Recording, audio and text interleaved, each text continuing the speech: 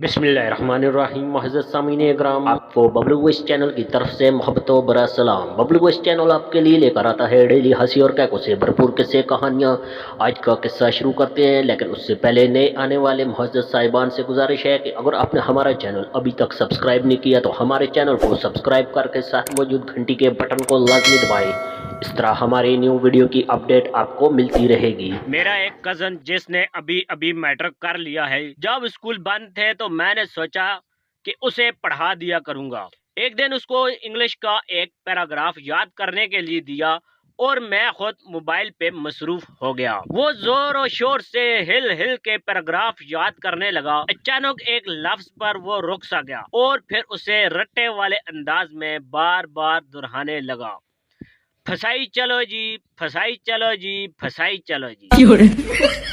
मैं हैरान और परेशान होकर देखा कि इस पूरे पैरे में ऐसे कोई लफ्ज है ही नहीं। कुछ भी ये क्या कहे जा रहा है?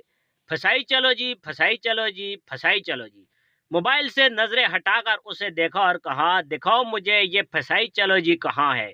और जब उसने उंगली के इशारे से मुझे दिखाया तो वो लफ्ज साइकोलॉजी था और मेरे पसीने उस वक्त छूट गए जब कुछ दिन बाद जनाब को मैट्रिक के इम्तिहान में 1100 में से 1037 नंबर मिल गए।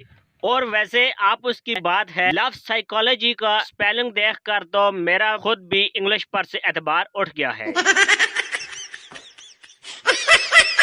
मेरे निहायत ही काबिले एहतराम दोस्तों, अगर आपको आज का किस्सा पसंद आया है फिर वीडियो को लाइक और शेयर जरूर करें और कमेंट्स करके अपनी राय से जरूर आगाह करें। Thanks for watching. Allah Hafiz.